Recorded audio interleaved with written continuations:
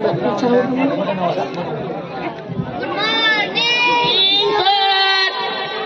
आहे बसा खाली. Thank you sir. चला तर मग आज हाजरी घेऊया. हो सर. बंड्या उपस्थित सर. लंगड्या गेल्या.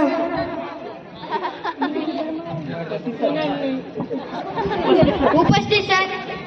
काळ्या आला का नाही? उपस्थित सर. बर बर. लांड्या उपस्थित सर.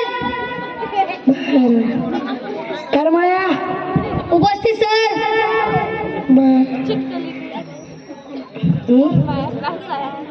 गण्या उपस्थित सर. चला तर मग आज गोष्टींचा तास घेऊया. हो सर. चला मग घेऊया. गण्या काय रे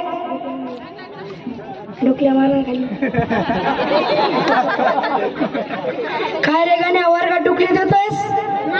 नाही गुरुजी, गुरुत्वाकर्षणाने डुकटे खाली पडते. बर चल ओठ. चल सांग आजची गोष्ट. सुई टोचल्यावर रक्त काय निघते? सुई कुणी टुचुली ते बघायला. काय मी म्हणतो बस खाली. चलो उठार मळ्या सांग गोष्ट. सर एक बाबा आणि एक मुलगा असतो. ते मुलगा म्हणतो बाबाला की बाबा मला एक तबला घेऊन द्या. त्याचे बाबा म्हणतात नाही बाळा तू घरचा त्रास देशील. मुलगा म्हणतो नाही बाबा मी घरचे सगळे सर्व झोपले मी तबला वाजवल. गाडवा काय मी म्हणतो बस खाली. चल उठ लांगड्या सांग. ती समोरच्या बंगल्यातली मुलगी आम आदमी पार्टीची मेंबर आहे. तुला कसं कळणार आहे? काल मी तिला हात दाखवला तिने मला दाटू दाखवला. बस खाली. चल उठ काढ सांग.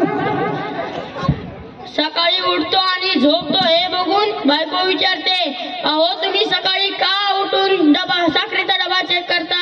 तर नवरा काय म्हणतो अरे मला डॉक्टर म्हणला शुगर रोज संध्याकाळी किंवा सकाळी शुगर चेक कर जा म्हणून मी शुगर साखरेचा डबा चेक करतो. बस खाली. चल उठ गाणे सांग आजची गोष्ट. सर एक नवरा बायको असतात. ते फिरायला जात असतात. नवऱ्याला दगडाची ठेस लागते. नवरा बायकोकडे असेल बघतो आणि म्हणतो तो या ड्रेसची मला पट्टी कर. बायको म्हणते विचार सुद्धा करू नका डिझाईनचा पीस आहे. बाबा बाबा बस खाली. चल उठ लांड्या सांग आजची गोष्ट. नवरा म्हणतो आज असा चहा बनू की माझं मन डोलायला लागेल. बायको आपल्याकडे म्हशीचे दूध येते वाघिणीचे नाही. बस खाली.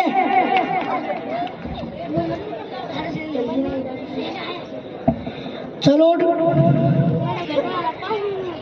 उठ ना भांड्या.